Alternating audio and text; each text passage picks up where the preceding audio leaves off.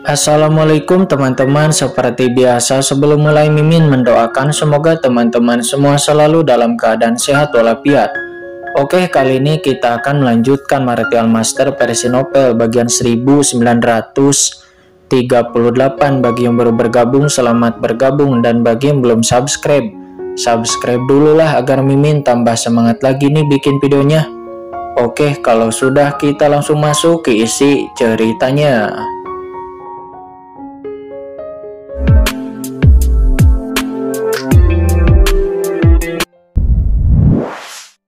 Dia seperti orang tua yang telah meninggalkan rumah selama bertahun-tahun, dan ketika dia kembali, dia melihat bahwa pengikut kecil yang mengikutinya saat itu sekarang adalah pemilik tanah yang sangat berkuasa. Perasaan itu sangat menarik perhatian. Namun orang-orang kuat yang tak terhitung jumlahnya di seluruh Gunung Huangquan terdiam untuk sesaat melihatnya. Semua orang kuat memandang leluhur seribu tulang dengan kaget. Orang ini berani memanggil Kaisar Agung Yanpo mereka seperti itu. Bukankah ini hanya cari masalah? Karena tidak peduli apa statusmu di masa lalu, tapi sekarang Kaisar Agung Yanpo telah menerobos ke ranah Kaisar Agung. Mengapa sekarang dia juga masih disebut anak kecil? Kegugupan muncul di mata Guiyu dan yang lainnya. Mereka memandang leluhur seribu tulang dan buru-buru memarahi leluhur seribu tulang. Kamu tidak boleh kasar kepada Kaisar Yanpo. Apakah aku mengatakan sesuatu yang salah? Bukankah ini memang Nak Yanpo? Kata leluhur seribu tulang. Dia diingatkan oleh semua orang, tetapi bukannya menunjukkan kegugupan di wajahnya. Tetapi leluhur seribu tulang malah terbang ke arah Yanpo dengan penuh semangat. Dan dia berkata lagi, hahaha. Dia tertawa menatap Kaisar Yanpo terus-menerus dengan tersenyum. Tetapi matanya langsung menjadi lembab dan dua garis air mata mengalir di sudut mata leluhur seribu tulang. Nak Yanpo, ini benar-benar kamu. Bagus sekali. Leluhur seribu tulang tersedak seraya menyeka air mata dari sudut matanya, dan dia juga menepuk bahu Kaisar Yanpo dengan tangannya yang besar. Di hadapan semua orang dia benar-benar menangis. Ini benar-benar kamu, anak kecil itu. Kamu benar-benar berhasil menerobos ranah Kaisar Agung. Leluhur seribu tulang tiba-tiba memikirkan apa yang terjadi kepadanya sebelumnya. Ketika aku bertarung demi Kaisar Agung dan meninggal secara tragis, aku hampir saja kehilangan jiwaku. Selama bertahun-tahun aku akhirnya dapat memadatkan jiwaku lagi dan terlahir kembali. Awalnya aku sudah kehilangan semua harapan, berpikir bahwa Gunung Huangquan sudah runtuh, dan aku tidak pernah menyangka sekarang bukan hanya Gunung Huangquan yang aman dan sehat, akan tetapi juga Nak Yanpo, kamu juga sudah memasuki ranah Kaisar Agung. Tidak sia-sia aku dulu selalu mengucapkan kata-kata baik untukmu di hadapan Kaisar Agung Yoming. Dan akhirnya kamu sekarang mencapai yang telah kamu capai hari ini. Kata leluhur seribu tulang. Di bawah pengawasan semua orang, leluhur seribu tulang melolong keras. Ketika dia mulai menangis, dia berbaring di atas Kaisar Yanpo. Dia menangis seperti anak kecil. Matanya langsung membasahi kerah Kaisar Yanpo. Mata Kaisar Yanpo sedikit bergerak-gerak dan dia berharap bisa menjatuhkan leluhur seribu tulang di tempat. Karena apa yang terjadi? Bagaimana mungkin dia bisa membayangkan adegan seperti ini akan terjadi? Sementara para praktisi di seluruh Gunung Huangquan nampak menatap semua yang terjadi dengan mata yang kosong. Mulut mereka sedikit terbuka lebar. Mereka juga sedikit bingung. Mereka melihat leluhur seribu tulang memeluk Kaisar Yanpo dengan erat dan menangis dengan keras, dan juga nampak berkata dengan sangat emosional.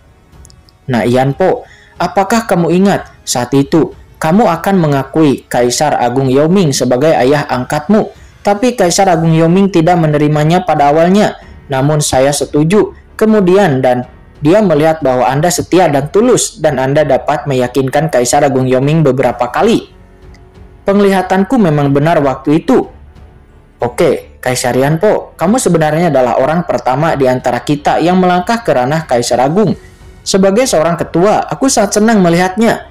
Aku tidak pernah berpikir bahwa aku, leluhur seribu tulang, tidak bisa menjadi Kaisar Agung sendiri, tetapi sebenarnya dapat membina kelahiran dari seorang Kaisar Agung. Hahaha. Semuanya, lihat. Saat itu, aku berkata bahwa Nak Yanpo kecil pasti punya masa depan yang bagus. Itu benar kan? Kata leluhur Seribu Tulang. Dia terus memandang Kaisar Yanpo. Wajahnya memerah karena kegembiraan. Dan perasaan tulus seperti itu membuat seluruh dunia tahu bahwa kultivator di Gunung Huangquan semuanya terguncang dengan perkataan dari leluhur Seribu Tulang. Perkataan ini tidak lagi terkejut dengan perilaku dari keterlaluan leluhur Seribu Tulang. Akan tetapi mereka jatuh ke dalam kesedihan dan juga kegembiraan seperti itu. Dan dalam suasana hati yang sangat bahagia, ternyata leluhur Seribu Tulang sebenarnya sangat baik kepada Kaisar Yanpo. Ternyata leluhur Seribu Tulang sangat peduli terhadap Gunung Huangquan. Dan semua orang selama bertahun-tahun tidak bertemu. Pantas saja leluhur Seribu Tulang bersikap seperti ini setelah bertemu Kaisar Yanpo lagi. Cinta itu amat dalam dan kebenaran itu adalah cinta. Pada saat ini semua orang juga merasakan emosional yang tidak dapat dijelaskan di hati mereka. Aku tidak pernah menyangka akan ada waktu seperti itu di tempat seperti dunia bawah. Ini memang merupakan tempat yang paling penuh kasih sayang di seluruh dunia. Tanpa disadari, mata banyak praktisi kuat di seluruh Gunung Huangquan menjadi basah. Mereka memandang leluhur Seribu Tulang dan Kaisar Yanpo yang berpelukan erat. Dan mereka sangat tersentuh oleh emosi mereka, bahkan mata Yu Hue dan yang lainnya sedikit memerah. Orang tua ini masih sangat heroik dan masih terikat pada cinta dan juga keadilan. Setelah bertahun-tahun tidak ada yang berubah sama sekali padanya. Banyak orang-orang diam-diam menyeka air mata mereka. Sementara Kaisar Yanpo yang awalnya menolak godaan leluhur Seribu Tulang untuk memeluknya, tapi ketika melihat leluhur Seribu Tulang semakin dibesar-besarkan jadi seperti ini, dia terus berbicara seperti ini. Dia takut pihak lain akan mengatakan bahwa dia tidak mengakui ayah angkatnya. Sehingga Kaisar Agung Yoming, jadi dia memberikan leluhur Seribu Tulang seperti itu. Namun saat kemudian tiba-tiba duar. Dalam sekejap aura Kaisar Agung yang menakutkan keluar dari tubuh Kaisar Yanpo dan dia dengan cepat mendorong leluhur Seribu Tulang menjauh dari pelukannya. Dia mengerutkan kening dan menatap leluhur Seribu Tulang lalu berkata dengan suara yang dalam. Leluhur Seribu Tulang, selamat datang kembali di Gunung Huangquan. Tapi kemana saja kamu pergi selama ini? Kamu perlu untuk menjelaskan hal ini kepada semua orang, kata Kaisar Yanpo. Dia memandang leluhur Seribu Tulang dengan dingin. Jika leluhur Seribu Tulang ini terus berbicara seperti itu, maka keagungan yang telah dia bangun selama bertahun-tahun ini mungkin akan hancur. Bukannya aku tidak mempercayaimu, tapi situasinya sekarang sedang kacau dan kamu telah menghilang selama bertahun-tahun. Tapi sekarang kamu tiba-tiba muncul, ini terlalu aneh. Tidak peduli apa alasannya, kita perlu mengidentifikasi terlebih dahulu dengan hati-hati. Saya harap Anda bisa mengerti itu, kata Kaisar Yanpo. Dia menatap leluhur Seribu Tulang dengan dada yang sangat dalam. Dan tindakan Kaisar Yanpo ini pun juga langsung menyadarkan semua orang yang hadir dari emosi emosional mereka sebelumnya. Memang dalam tahun-tahun kekacauan di dunia bawah ini, mereka berhasil mempertahankan Gunung Huangquan. Leluhur Seribu Tulang menghilang begitu lama, namun sekarang dia tiba-tiba kembali. Identitas dan pengalamannya harus diselidiki dengan jelas. Kalau ada anggota Istana 10 ataupun anggota dari 5 Gunung Suci yang merupakan mata-mata yang ingin masuk, bukankah kerja keras mereka selama bertahun-tahun akan menjadi sia-sia? Dalam sekejap, Kaisar Yanpo mendapatkan kembali kendali atas inisiatifnya tersebut dan dia mengembalikan emosional dari semua orang. Namun menghadapi nada dan tatapan acuh tak acuh dari Kaisar Yanpo, bukannya merasa malu atau tidak puas sama sekali, namun wajah leluhur Seribu Tulang langsung menunjukkan ekspresi kegembiraan dan kelegaan. Oke, dia memang pria yang aku optimiskan saat itu. Leluhur Seribu Tulang menyeka air mata dari sudut matanya dan dia menyeringai. Nampak itu adalah senyuman lega dan kepuasan. Nak Yanpo, tidak heran kamu telah mampu melakukannya selama bertahun-tahun. Senang rasanya mempertahankan Gunung Huangquan ini. Aku tahu Anda bersemangat dan bahagia melihatku, tapi Anda melakukan hal yang seperti ini, bersikap tenang seperti ini, dan mempertahankan Gunung Huangquan untuk melindungi warisan dari Kaisar Agung Yoming. Itu sangat bagus, kata leluhur Seribu Tulang. Dia mengangguk berulang kali, memandang Kaisar Yanpo seolah-olah sedang melihat anak kecil yang sudah dewasa, dan dia nampak penuh sukacita. Oke, Nak Yanpo, kamu melakukan pekerjaan dengan sangat baik. Ajaran yang kuberikan padamu saat itu tidak sia-sia, kata leluhur seribu tulang lagi. Setelah mengatakan ini, dia berbalik dan melihat ke arah semua orang dan boom. Saat berikutnya, aura menakutkan bangkit dari tubuhnya, memandung ke langit. Leluhur seribu tulang berkata kepada semua orang dengan nada yang sangat dalam. Sekarang dunia bawah sedang dalam kekacauan. Semua orang tidak boleh mempermalukannya. Nak Yanpo, jangan memiliki pendapat sedikit pun. Karena sikapnya terhadap dia mengakui sebagai seorang penatua, tetapi demi masa depan Gunung Huangquan dan demi keselamatan semua orang, dirinya harus melakukan ini. Leluhur seribu tulang adalah salah satu dari 7 jenderal dunia bawah di bawah komando Kaisar Agung Yaoming. Dia dapat dianggap sebagai senior di Gunung Huangquan. Dia juga ada banyak teman lamanya yang merupakan leluhur yang banyak hadir di sini, serta juga banyak juniornya. Leluhur dan banyak dari mereka bahkan baru pertama kali melihatnya. Saya di sini ingin mengucapkan terima kasih kepada semua orang atas kerja keras Anda, kata leluhur seribu tulang. Dia membungkuk kepada semua orang. Untuk memverifikasi identitasku, sekarang aku akan memperlihatkan jiwaku kepada semua orang yang hadir. Yang mana? Semua orang itu adalah teman lama ataupun juniorku. Aku menyebut semua orang untuk memeriksaku dan memverifikasi identitas asliku. Dan setelah mengatakan itu, boom. Leluhur seribu tulang secara paksa seketika memisahkan jiwanya dari tubuh fisiknya yang semula. Yang semula itu adalah tubuh Raja Hantu Senming, tetapi kemudian memadatkannya lagi, berdengung. Tengkorak kristal berwarna cerah dan transparan muncul di depan semua orang, memantulkan cahaya langit. Seketika di Gunung Huangquan, badai yang tak berujung mengaum di atas langit yang dalam.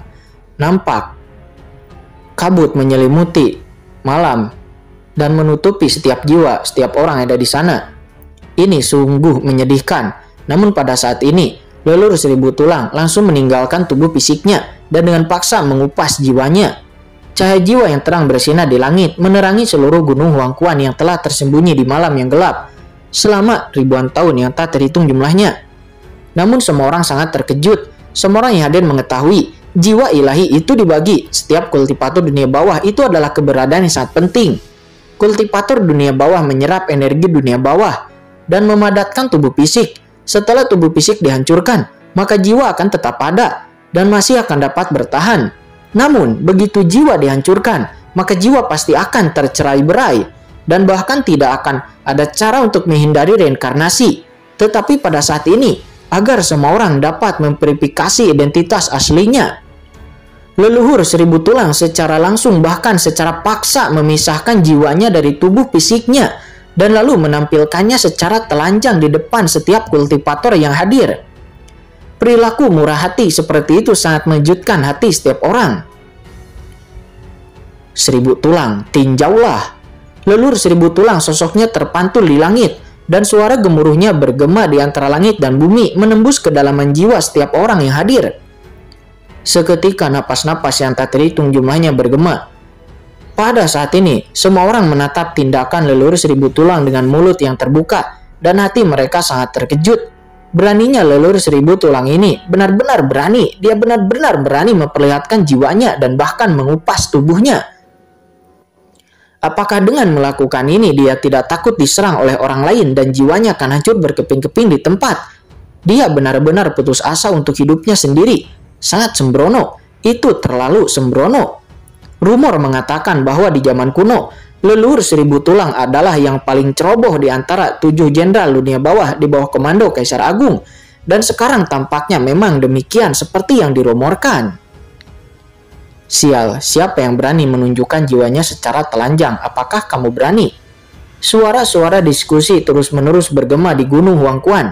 Semua orang menjadi ketakutan dengan tindakan leluhur seribu tulang. Dan banyak kultivator bahkan menjadi bingung. Namun perilaku yang sangat langsung dari leluhur seribu tulang juga memungkinkan semua orang kuat di Gunung Huangquan untuk sepenuhnya melihat aura jiwa dari leluhur seribu tulang. Itu memang adalah leluhur seribu tulang. Dan napas ini itu tidak berubah meskipun ada sedikit perubahan.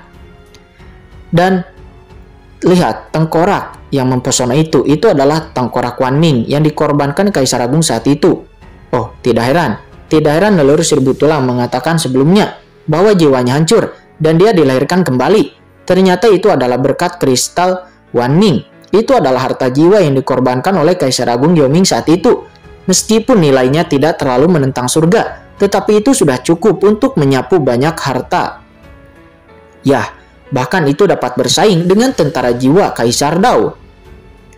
Orang kuat seperti Zuyu dan juga yang lainnya di Gunung Huangquan semuanya berbicara dengan takjub, dan hati mereka terkejut jika mereka memiliki keraguan tentang leluhur seribu tulang sebelumnya. Maka sekarang itu tidak lagi. Mereka tidak lagi memiliki keraguan tentang leluhur seribu tulang, karena tidak peduli seberapa keras Anda mencoba menyembunyikan aura jiwa, tetapi Anda harus tahu bahwa jiwa tidak dapat dipalsukan. Begitu pula dengan harta kristal mengkilap Wanming itu juga tidak dapat dipalsukan. Hahaha, hantu tua Jiuyu dan hantu tua raksasa. Aku tidak menyangka kamu akan mengenali tulang mengkilap Wanming ini. Benda ini adalah harta yang dianugerahkan Kaisar Agung Yoming kepadaku saat itu, kata leluhur seribu tulang. Dia melayang di langit dan bumi. Nampak dia mekar dengan cahaya jiwa yang cemerlang. Dia memberi isyarat dengan berani dan bergemuruh. Saat itu, Kaisar Agung Yoming pergi berperang di laut semesta dan menghilang secara misterius. Dan pada saat itu, untuk mengetahui situasi dari Kaisar Agung Yoming, aku mengetahui bahwa Kaisar Agung Yoming memiliki operasi gabungan dengan Kaisar Yan dari Istana 10. Jadi dirinya pergi ke wilayah Istana ke-10, ingin menanyakan tentang situasi Kaisar Agung Yoming. Akan tetapi dia tiba-tiba disergap dalam perjalanan. Waktu itu, jiwa leluhur seribu tulang dipenuhi dengan niat membunuh. Dia waktu itu berjuang keras melawan serangan diam-diam dan bertempur dengan berdarah. Sebelum akhirnya dia menghancurkan tubuh fisiknya dan jiwanya, berharap untuk bisa bertarung dengan pihak lain, tapi juga binasa bersama. Namun menggunakan harta karun kristal Wanming ini, pemberian dari Kaisar Agung, dia masih dapat bertahan hidup dengan sedikit jiwa yang tersisa. Dan dia memiliki kesempatan untuk dilahirkan kembali hari ini. Dalam pertempuran itu, aku tidak tahu berapa banyak musuh yang aku bunuh. Bahkan jika aku mati, aku harus menyeret pihak lain ke dalam kematian bersamaku. Karena di antara kami dari Gunung Huangquan, siapa yang tidak berkemauan keras? Tetapi siapa yang menyangka bahwa hari ini aku akan kembali lagi ke Gunung Huangquan dan melihat bahwa semua orang masih hidup? Nah, Yanpo, bahkan kamu menerobos ranah Kaisar Agung. Aku menjadi sangat bahagia. Aku juga mendengar semua orang mengatakan bahwa Kaisar Agung Yoming telah jatuh. Akan tetapi aku sangat yakin bahwa meskipun Kaisar Agung Yoming benar-benar telah jatuh, tapi jika dia melihat pemandangan Gunung Huangquan saat ini di bawah kepemimpinan dari Nak Yanpo, maka roh Kaisar Agung Yoming di surga pasti akan sangat puas, kata leluhur seribu tulang. Ketika leluhur seribu tulang menyebutkan poin ini, segera emosional dari semua orang pun kembali terpicu. Leluhur seribu tulang ini brengsek. Di dunia kacau, Kaisar Agung Yoming menatap leluhur seribu tulang di dunia luar, dan Kaisar Agung Yoming benar-benar bingung. Leluhur seribu tulang ini sangat pandai berakting. Sejak dia tiba di Gunung Huangquan, setiap gerakan dan tindakan yang dia lakukan membuat Kaisar Agung Yoming tercengang. Jika bukan dirinya mengetahui kebenaran, maka dirinya juga pasti akan meneteskan air mata. Bukan hanya dia, tapi Kaisar Simei, Dewi Taiyin dan yang lainnya di samping juga melihat pemandangan ini. Mereka melihatnya dengan bodoh dan juga tercengang. Sedangkan leluhur iblis naga penjara, leluhur iblis darah dan yang lainnya nampak benar-benar bingung. Leluhur seribu tulang ini benar-benar memiliki bakat akting yang sangat luar biasa. Dan Molly juga mengangguk dengan heran. Dan dia tidak bisa untuk menahan diri untuk tidak melirik ke arah Qingchen. Sialan. Orang ini punya begitu banyak orang berbakat di bawah komandonya, itu tidak masuk akal.